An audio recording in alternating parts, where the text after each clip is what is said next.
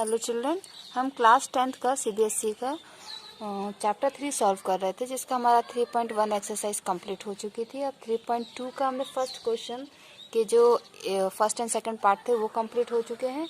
अब हम ये सेकंड क्वेश्चन सॉल्व कर रहे हैं। तो क्या है आपके सेकंड क्वेश्चन में, on comparing the ratios a1 upon a2, b1 upon b2, c1 upon c2, find out whether lines representing the following pairs of line equation intersect at a point, are parallel or coincident। मतलब आपको ये बताना है कि ये जो pair of lines आपको दिए हैं ये इंटरसेक्ट एट ए पॉइंट करेंगी, या ये पैरेलल होंगी, या कोइंसिडेंट होंगी। आपको ये कैसे पता करना है, ये वाले आपको रेशियोज निकाल के।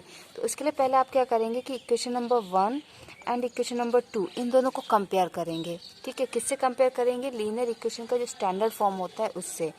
तो ये हो गया हमारा a1x plus b1y plus c1 is equal to 0। ये हमारी जो फर्स्ट इक्वेशन है इसको हम कंपेयर करते हैं। ओके, तो ये कंपैरिजन में क्या आएगा कि a1 is equal to 5, b1 is equal to -4, ये 4 है माइनस के साथ, and c1 is equal to 8। Okay, then हम सेकंड, ये आपके फर्स्ट इक्वेशन के हो गए a1 b1 एंड c1। अब हम देखते हैं सेकंड इक्वेशन। ये आपका फर्स्ट इक्वेशन है। तो second equation a2x plus b2y plus c2 is equal to 0। ये आपका सेकंड इक्वेशन। तो इसको कंपेयर करने पे आपका a1 आएगा 7,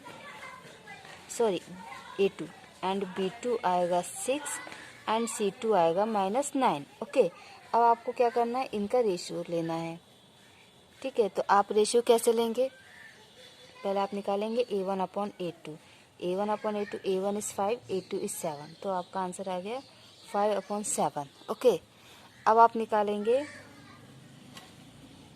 b1 अपॉन b2। आपका b1 है -4 एंड b2 है 6।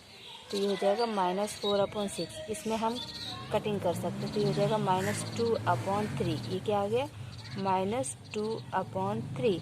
अब हम निकालेंगे c1 अपॉन c2। तो ये देखिए c1 अपॉन c2 आएगा आपका 8/-9, माइनस ऊपर चला जाएगा तो वो हो जाएगा -9/8। तो a1 upon a2 5/7, b1 upon b2 -2/3 and c1 upon c2 -9/8। तो इसमें क्या कंक्लूजन आ रहा है कि a1 upon a2 is not equal to b1 upon b2।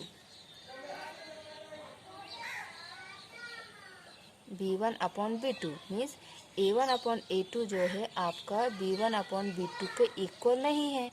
और ये बात कब होती है? जब ये कंडीशन होती है। तो इसका मतलब ये होता है कि जो पेयर ऑफ लीनियर इक्वेशंस हैं दे आर इंटरसेक्टिंग। वो क्या होंगे? They are intersecting at a point. Okay, अब हम इसका सेकंड पार्ट देखते हैं। क्लियर? ये सेकंड पार्ट है। 9x plus 3y plus 12 equal to 0 first equation. 18x plus 6y plus 24 equal to 0 equation second. अब देखिए इनको फिर से हम कंपेयर करेंगे। 9x plus 3y plus 12 equal to 0, इसको किससे कंपेयर करेंगे? a1x plus b1y plus c1 equal to 0। इसके अकॉर्डिंग क्या हो जाएगा? आपका a1 आ जाएगा 9, b1 आ जाएगा 3 एंड c1 आ जाएगा 12। ओके, सेकंड इक्वेशन को भी हम ऐसे ही कंपेयर करेंगे और a1 a2 b1 b2 और c2 निकालेंगे हम। ओके, ठीक है। तो ये आपके हमने इसको कंपेयर किया तो आपका a2 आ गया 18, b2 आ गया 6 एंड c2 आ गया 24। अब हम रेशियो लेते हैं। सो a1 अपॉन a2 क्या हो जाएगा आपका? 9/18। आप इसको कैंसिल करेंगे तो ये हो जाएगा 1/2। Okay, then b1 upon b2 3/6। so this is also 1/2। ये भी क्या हो जाएगा आपका? 1/2। now c1 upon c2 is 12/24। 12 बन जाए 12, 12 2 जाए 24। कितना आ गया? 1/2। That means a1 upon a2 is equal to b1 upon b2 is equal to c1 upon c2। इसमें क्या हो रहे हैं कि तीनों रेशियो इक्वल हैं। और जब ये तीनों रेशियो आपस में इक्वल होते हैं तो इसका मतलब क्या होता है? कौन सी कंडीशन बनती है? इसका मतलब ये होता है कि आपकी जो लाइन है वो आपकी कोइंसिडेंट, क्या है आपकी कोइंसिडेंट लाइंस होंगी आपकी। क्लियर। अब ये हमने थर्ड पार्ट लिया है। थर्ड पार्ट है आपका 6x minus 3y plus 10 equal to 0, 2x minus y plus 9 equal to 0। हमने फर्स्ट इक्वेशन को कंपेयर किया है a1x plus b1y plus c1 से, तो आपका a1 आ गया 6, b1 आ गया -3 एंड c1 आ गया 10। सेकंड इक्वेशन को हम कंपेयर कर रहे हैं तो आपका a2 आ जाएगा 2, b2 आएगा आपका -1 एंड c2 आएगा आपका 9।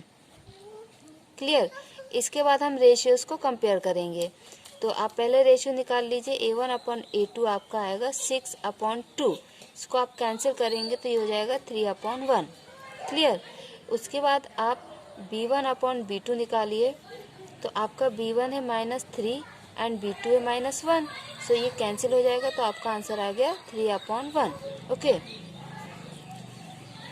c1 अपॉन c2, आपका c1 है 10 एंड c2 है 9, तो ये इतना ही रहेगा। तो यहाँ से हमको क्या कंक्लूज़न मिलता है, यहाँ से हमको ये कंक्लूज़न मिल रहा है कि a1 अपॉन a2 तो एंड b1 अपॉन b2 ये तो इक्वल है, लेकिन c1 upon c2 is not equal. क्यों? क्योंकि a1 अपॉन a2 है 3 upon 1, b1 upon b2 3 upon 1, लेकिन c1 अपॉन c2 है 10 अपॉन 9। और जब ये कंडीशन होती है तो इसका मतलब ये होता है कि lines are parallel, lines are parallel. Clear. अब हम क्वेश्चन नंबर 3 देखते हैं। Now this is your question number 3। On comparing the ratios a1 upon a2, b1 upon b2, c1 upon c2, find out whether the following pair of linear equations are consistent और inconsistent। तो ये भी आपका same question number 2 जैसा है। इसमें भी आपको रेशियोज कंपेयर करना है, लेकिन वहाँ पे आपको बताना था कि इंटरसेक्टिंग लाइन है कि पैरेलल लाइन्स है कि कोइंसिडेंट लाइन्स हैं, और यहाँ पे आपको बताना है कि कंसिस्टेंट है कि इनकंसिस्टेंट है। और ये क्वेश्चंस आते हैं, अगर फाइनल एग्जाम में नहीं आएंगे तो आपके ये फर्स्ट टर्म जो होते हैं उसमें ज़रूर आते हैं क्वेश्चन, एंड फाइनल एग्जाम में आने की भी पॉसिबिलिटी होती है इसमें। ठीक है। तो देखिए, पहले आप क्या करेंगे कि ये जो इक्वेशंस है ना, हमारा स्टैंडर्ड फॉर्म क्या होता है, a1 x plus b1y plus c1 equal to 0, means आपके इक्वल टू में 0 होता है। ठीक। तो ये जो 5 और 7 है आप इनको RHS से LHS में लेकर आएंगे, तो ये आपकी इक्वेशन क्या हो जाएगी, फर्स्ट एंड सेकंड इक्वेशन, ये हो जाएगा 3x plus 2y minus 5 is equal to 0। ये आपकी first equation, and second equation 2x minus 3y minus 7 is equal to 0, ये सेकंड इक्वेशन है। क्लियर। कंपेयरिंग करने पे क्या होगा कि a1 हमारा 3 आएगा, b1 हमारा 2 आएगा एंड c1 हमारा -5 आएगा, एंड a2 हमारा 2 आएगा, b2 हमारा -3 आएगा एंड c2 हमारा -7 आएगा। ओके। आप रेशियो निकालिए, a1 upon a2 is equal to 3 upon 2 and b1 upon b2 is equal to -2 upon 3। देखिए, आप इसके आगे c1 अपॉन c2 चाहे तो निकाल सकते हैं, बट ये नीड नहीं है हमको। क्यों? क्योंकि हमारी फर्स्ट कंडीशन ही आ गई है कि a1 upon a2 is not equal to b1 upon b2, है ना, ये कंडीशन आपकी आ गई है, a1 upon a2 is not equal to b1 upon b2। क्यों? क्योंकि 3 upon 2 is not equal to -2 upon 3। तो ये कंडीशन कौन सी हो जाएगी आपकी, ये आपकी कंडीशन हो गई कंसिस्टेंट। ये आपकी कंडीशन कौन सी हो गई, कंसिस्टेंट। ठीक है। जब a1 upon a2 is not equal to b1 upon b2, तो वो कंडीशन होती है आपकी कंसिस्टेंट। अब हम इसका सेकंड पार्ट देखते हैं। तो ये आपका सेकंड पार्ट है, इसमें भी आप कंपेयर करेंगे तो आपको मिलेगा a1 2, b1 -3 एंड c1 -8। ठीक है। -8 क्यों मिलेगा, क्योंकि इक्वेशंस को जब आप ऐसे लिखेंगे तो ये आपका 8 इधर आएगा तो ये माइनस हो जाएगा, और इस इक्वेशन में आप 9 को इस तरफ लेके आएंगे तो वो माइनस हो जाएगा। ठीक है ना। a2 is 4 and b2 is -6 and c2 is -9। अब आप रेशियो निकालिए, a1 upon a2 is equal to 2 upon 4। इसको कटिंग करेंगे तो आएगा 1 upon 2। Okay. And b1 upon b2 -3 upon -6, minus से माइनस कैंसिल, 3 1 जा 3, 3 2 जा 6, तो ये आपका आ गया 1 अपॉन 2। ओके ना। C1 upon C2 is equal to -8 upon -9, minus से minus cancel, it will be 8 upon 9। तो देखिए इसमें क्या कंडीशन आ रही है हमारी कि A1 upon A2 is equal to B1 upon B2 but not equal to C1 upon C2। क्यों?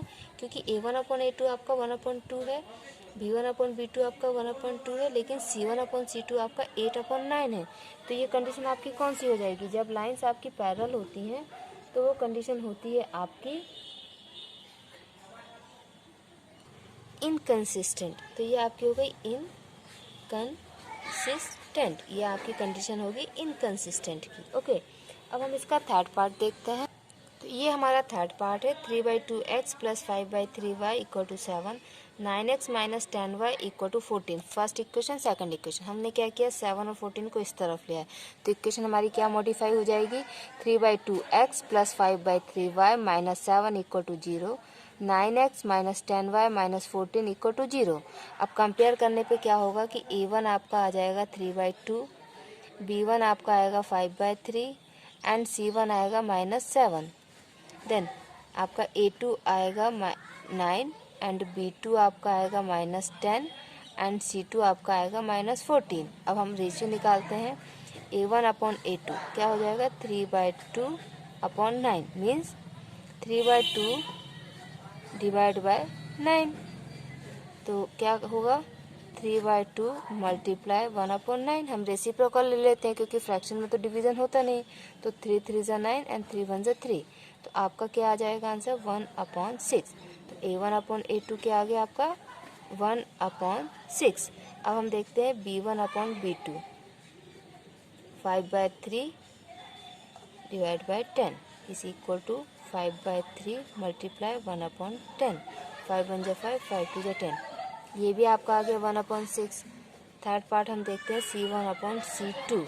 ये क्या आएगा, 7 अपॉन -14। तो माइनस से माइनस कैंसिल, ये आ गया 1/2। तो ये कंडीशन आपकी कौन सी हो गई है, ये कंडीशन आपकी हो गई इनकंसिस्टेंट की, जो हमारी इस पार्ट में आई थी। मतलब A1 upon A2 is equal to B1 upon B2 but not equal to C1 upon C2। क्यों? क्योंकि A1 अपॉन A2 आपका 1/6 है, B1 अपॉन B2 भी 1/6 है एंड C1 अपॉन C2 आपका 1/2 है। तो ये आपकी कंडीशन हो गई इनकंसिस्टेंट की। अब हम इसका फोर्थ पार्ट देखते हैं। तो ये हमारा फोर्थ पार्ट है। इसमें क्या दिया, 5x minus 3y equal to 11, minus 10x plus 6y equal to -22। 11 और -22 को हम RHS से LHS में लाएंगे। तो ये क्योंकि प्लस में तो माइनस में हो जाएगा और ये माइनस में तो प्लस में हो जाएगा। तो इस तरीके से आप हमारी इक्वेशन मॉडिफाई हो जाएंगी। अब हम रेशियो निकालते हैं। तो आपका A1 आएगा 5, B1 आएगा -3 एंड C1 आएगा -11। A2 आएगा आपका -10, B2 आएगा आपका 6 एंड C2 आएगा 22। रेशियो निकालिए, A1 upon A2 is equal to 5 upon -10। 5 1 ज़ा 5, 5 2 ज़ा 10 और ये माइनस ऊपर चला जाएगा तो ये हो जाएगा -1/2। ओके, देन आप निकालिए B1 upon B2। B1 upon B2 is equal to -3/6। तो ये 3 1 ज़ा 3, 3 2 ज़ा 6, आंसर आ गया -1/2। And C1 upon C2 -11/22। 11 1 ज़ा 11, 11 2 ज़ा 22। तो ये भी आपका आ गया -1/2। That means A1 upon A2 equal to B1 upon B2 is equal to C1 upon C2। तो ये कंडीशन आपकी कौन सी हो जाएगी, कंसिस्टेंट। कौन सी कंडीशन हो जाएगी, कंसिस्टेंट। अब हम इसका फिफ्थ पार्ट देखते हैं। ये हमारा फिफ्थ पार्ट है। 4/3x plus 2y equal to 8, 2x plus 3y equal to 12। Equation 1 and 2 same. हम 8 एंड 12 को RHS से LHS में लेकर आएंगे। तो ये यहाँ पर प्लस में, तो जब LHS में आएंगे तो माइनस हो जाएंगे। ये आपकी इक्वेशन नंबर 1 एंड 2 मॉडिफाई हो गई। अब आप कंपेयर करने पर A1 आपका आएगा 4/3, B1 आएगा आपका 2 एंड C1 आएगा आपका -8। A2 आएगा आपका 2, B2 आएगा 3 एंड C2 आएगा -12। Now find out the ratios. A1 upon A2 is equal to 4/3 divide by 2। तो डिवाइड तो होगा नहीं, तो क्या होगा, रेसिप्रोकल लेकर हम मल्टीप्लाई कर देंगे। सो 2 2 जा 4, 2 1 जा 2, आपका आंसर आ गया 2/3। मीन्स आपका A1 अपॉन A2 क्या आ गया 2/3। ओके, अब हम चेक करते हैं B1 upon B2। B1 upon B2 क्या होगा, दिस इज ऑल्सो 2/3। ठीक है, ये आपका आ गया B1 अपॉन B2। ना C1 अपॉन C2 -8 अपॉन -12, इसको कैंसिल किया माइनस से माइनस, अब क्या हो जाएगा 4 2 जा 8 एंड 4 3 जा 12, तो ये भी 2/3 आ गया। इसका मतलब क्या हुआ आपका कि आपका A1 upon A2 is equal to B1 upon B2 is equal to C1 upon C2 is equal to 2/3। और ये कंडीशन भी आपकी है कंसिस्टेंट की। कौन सी कंडीशन है आपकी, consistent. Okay, thank you children.